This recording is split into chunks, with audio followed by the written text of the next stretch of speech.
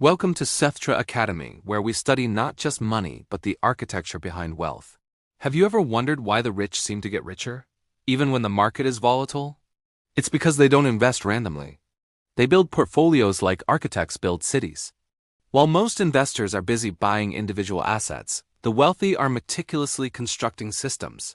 They aren't just chasing high returns. They're engineering financial fortresses. Think about it, each part of their portfolio has a specific job. One part is for generating steady income, another is for protection against downturns, and a third is dedicated to aggressive growth. This is because true wealth isn't a product of luck. It's a result of deliberate architecture. If you want to build and maintain wealth, you have to learn to think like an engineer, not a gambler. So, what exactly is a portfolio? It's not just a random collection of your investments. It's a blueprint, a carefully designed structure intended to withstand the tests of time, chaos, and our own emotional impulses. At its core, a professional portfolio is all about balancing three critical forces: risk, return, and resilience.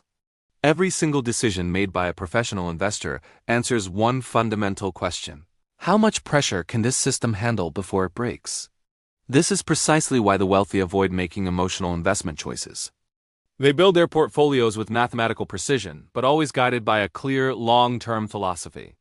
Let me tell you a story. In Phnom Penh, two friends each had $10,000 in savings. One was an engineer, and before he did anything, he carefully designed a detailed blueprint for a house. The other, an entrepreneur, was eager for quick results and just started building without a plan.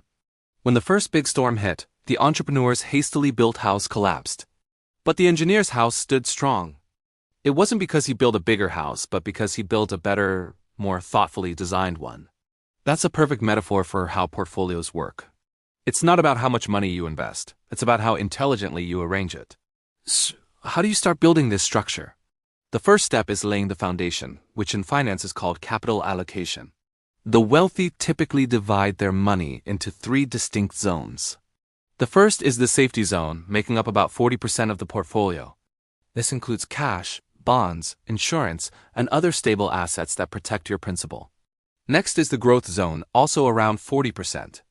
This is where you'll find stocks, ETFs, real estate, and index funds assets with the potential for significant long-term appreciation. Finally, there's the aggression zone, which is the remaining 20%. This is for high-risk, high-reward plays like venture capital, crypto, or startups. Each layer supports the others.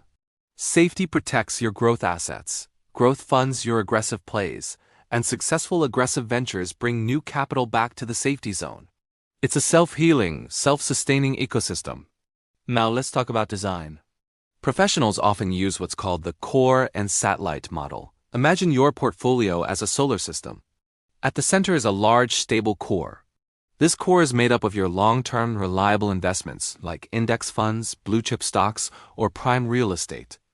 Orbiting this core are smaller, more flexible satellites. These satellites are your tactical playthings like investments in emerging markets, promising startups, or current market trends. This design ensures that your overall returns remain stable, even if one of the satellite investments doesn't pan out. The core guarantees your financial survival, while the satellites are there to capture exceptional growth opportunities. It's why a true professional never loses everything, even during a major market crash. Their structure is built to withstand the shock. Every strong portfolio also adheres to three invisible laws. First, diversify by purpose, not just by product. Don't just buy 5 different tech stocks. That's not true diversification.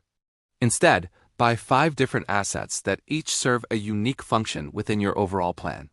Second, you must balance liquidity and longevity. You need to have some cash accessible for short-term needs and emergencies, but you also need your money to be working for you over the long term to achieve real growth. Third, compound, don't complicate. The most effective portfolios are often the simplest. Clarity and consistency compound much faster than complexity. Wealth loves simplicity, but it absolutely demands discipline. A wise Japanese investor once said, "A portfolio is like a bridge. You never truly appreciate its strength until a storm comes." He built his own portfolio across 8 different income pillars: real estate, bonds, tech stocks, agriculture, logistics, currency trades, and gold. When one of these sectors inevitably faced a downturn, the others were there to support his overall wealth, carrying him through the turbulence. That's how the wealthy sleep soundly at night. It's not because they can perfectly predict the future, but because they have prepared structurally for whatever the future may hold. Of course, a portfolio isn't something you just set and forget. Professionals live by the 3 R's of portfolio management: review, reinvest, and restructure. First, they review their portfolio every 6 to 12 months, rebalancing it to align with market shifts and their original allocation targets.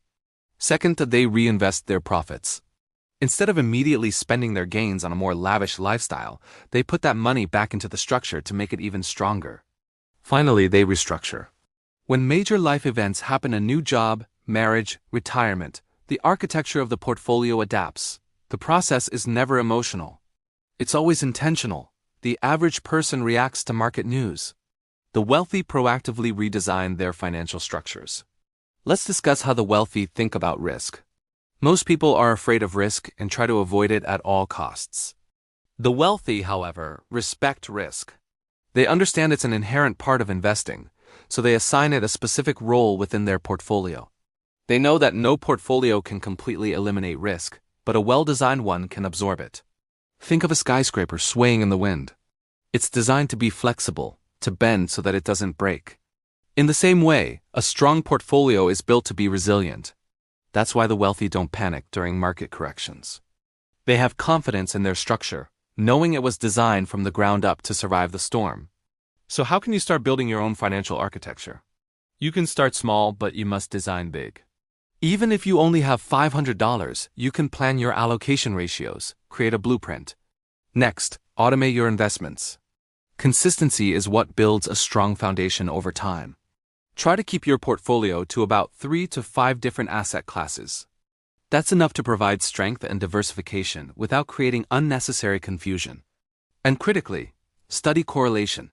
You want to own assets that move differently from one another. When one goes down, another should ideally go up or stay stable. Most importantly, think like an architect. You're not just building walls. You're building a balanced, resilient structure. Your ultimate goal isn't just high returns. It's enduring resilience. If you're ready to stop investing like a gambler and start building your wealth like an architect, then join us at Sethtra Academy. Here, we teach the blueprints behind money, how to design a financial structure that can outlast emotions, crises, and even generations.